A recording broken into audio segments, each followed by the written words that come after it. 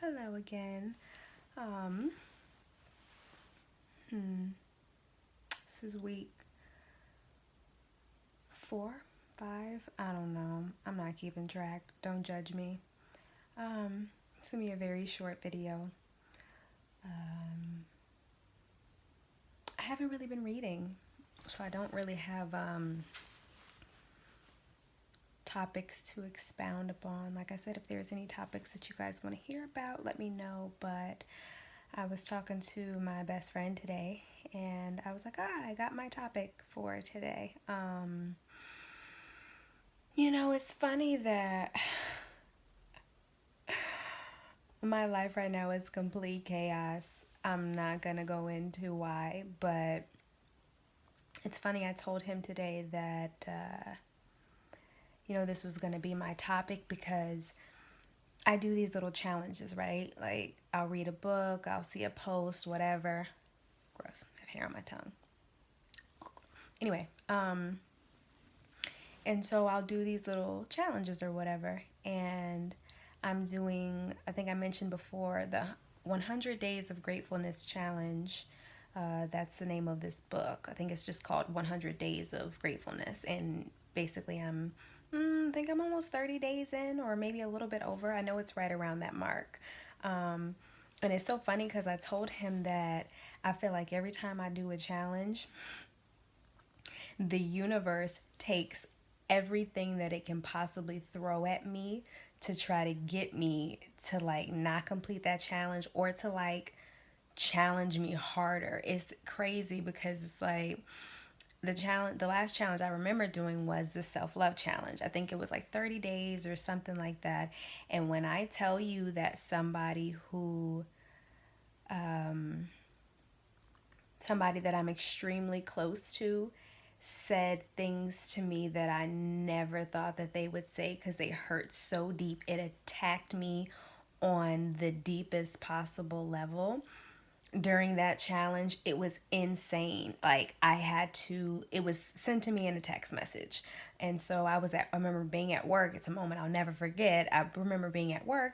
I had to take a personal break. Like, that's how evil and malicious the words were. So I had to take a break and walk out of work. And I think I went and called my best friend at that point because I just was livid, out of this world upset. And like I said, this was during my self love challenge. And after all was said and done, and the tears and the anger and everything else, it's like I kind of calmed down and I kind of laughed. And I was like, that's funny because it would be that while I'm doing this self love challenge is when someone sends me such hateful, mean things. And a tendency that may happen, or something that may happen when someone says something evil to you or about you, is you might believe it. So it was kind of like it was the universe testing to see, like, oh, do you really love yourself? Oh, like, oh, you said you want to love yourself, do you? Okay, let's see if you can really do that, because the true test of something is when you put it against give it some opposition and see if it can stand up. And so yeah, we powered through. I think I finished that challenge, and I was most proud of myself because I learned that I loved myself enough to not stoop down to that person's level. Because of course it crossed my mind to snap back or to whatever and pop off. And I'm just, the older that I get, I'm learning that that just doesn't serve me, and it doesn't benefit me, and it doesn't benefit the other person. And so I said nothing. Now, I measure everything as in good, better, and best. So, good could have been saying something back, crazy and blah, blah, blah. Like, that still would have been good to me, even if I didn't say as evil as they did, but saying something back. Better was what I did.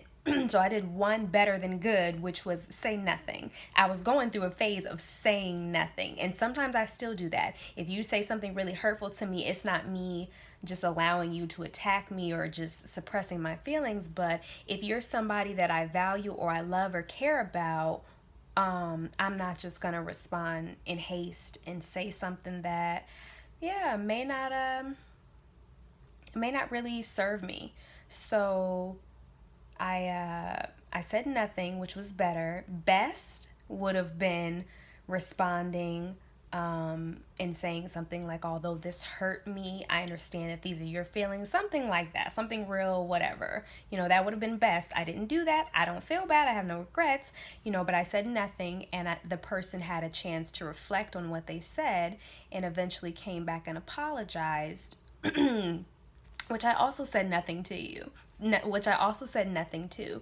It's just funny because it's like, I don't know, if you kind of, what they say, if you live by people's praise, you'll die by their attack. I know that is not the quote, but it's something like that. You know what I mean? So I didn't get hyped when I didn't respond when the person popped off at me. I didn't respond when the person apologized. Would it have been best to?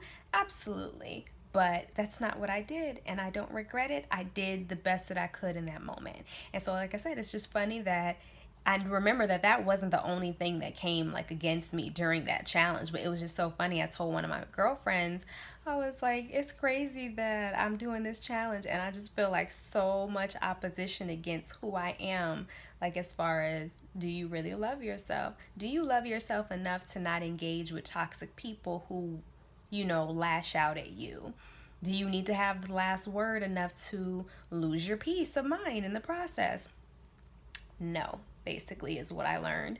And it taught me another level of self control, that it is possible to not pop off and go off and da da da. That's just not, it's just not who I want to be. I want to set my boundaries. I want to let you know that it's not okay to disrespect me or hurt me, but I don't want to lose my peace of mind and my sense of self worth and self respect in the process of trying to get you back, or in the process of trying to say what I need to.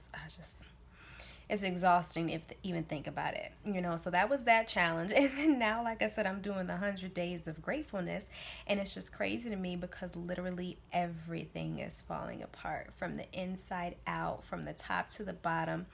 I'm not even gonna go there. The stuff that I'm going through is so deep and so personal that I don't even want to talk about the specifics. But when I say that it's teaching me, what I'm having to get up every day and be grateful for is the air in my lungs and my eyes to see and my feet to walk. That's literally where I am right now. Is like, you can find something to be grateful for. It might be difficult, but like I said, and I keep saying, I want to be an optimist, and optimists rise above.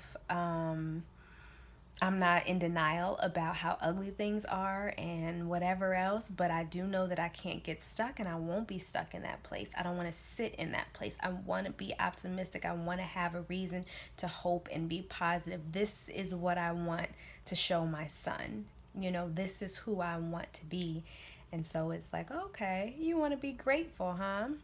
Let's see how grateful you can be when everything materialistic is stripped from you. Like, what are you grateful for now? And it's like, Jesus Christ, this might be the last challenge that I do, because I feel like every time I do a challenge, this happens. Like, I get the ugliest, like, I am literally in the ugliest season I've ever had in my 31 years. And when you're in something, you forget about how difficult things were before, but this is absolutely the ugliest season that I've been. But it's funny because, like I keep saying, I feel like the strongest version of myself that I ever have. So it would just so happen that the most difficult season I've ever gone through, I feel like the strongest version of myself. And I still feel really weak, but I still feel like I have more skills, coping skills, mechanisms than I've ever had before.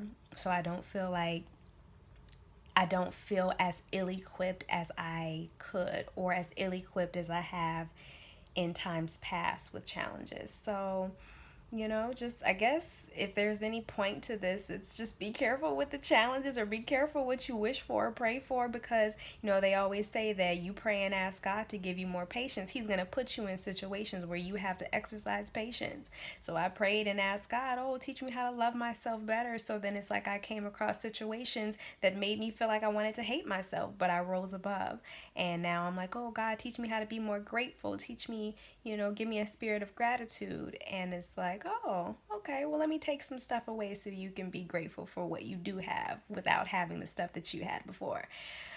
So, Yes.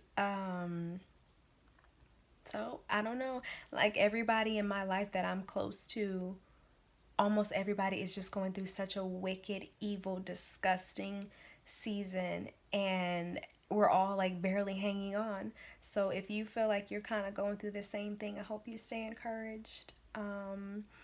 I'm definitely right there with you. Um, and just keep me in your prayers, and I'll keep you guys in mind. Okay, bye.